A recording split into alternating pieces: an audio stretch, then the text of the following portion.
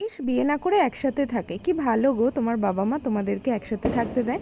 Hello everyone, আমি শর্মিষ্ঠা নতুন একটা ভিডিও নিয়ে তোমাদের সকলের কাছে চলে এলাম। তো আমি ব্রেকফাস্ট বানিয়ে নিচ্ছিলাম, আর আমি তার সাথে তোমাদের সাথে শেয়ার করি এই সুন্দর গাছটা কিন্তু আমি নতুন নিয়ে এসেছি। কেমন হয়েছে অবশ্যই জানিও।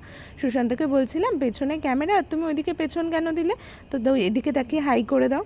তো একটু হাই করে দিল, এবং আমি তোমাদের সাথে আজকে শেয়ার করব আমরা বিবাহিত না অবিবাহিত। দেখো, আমাদের সোশ্যাল ম্যারেজটা হয়নি, কিন্তু আমরা রেজিস্ট্রি ম্যারেজ করে পেরেন্টসদের পারমিশন নিয়েই আলাদা থাকি।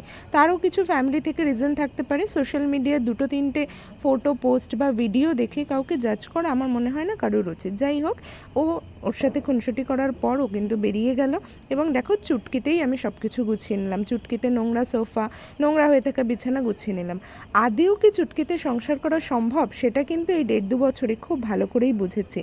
এর পেছনে অনেক ধৈর্য, অনেক পরিশ্রম এবং অনেকটা ভালোবাসা লাগে। তো সেই সমস্ত কিছুটাই ধীরে ধীরে ধীরে ধীরে নিজের মধ্যে একটু একটু করে তৈরি করেছি।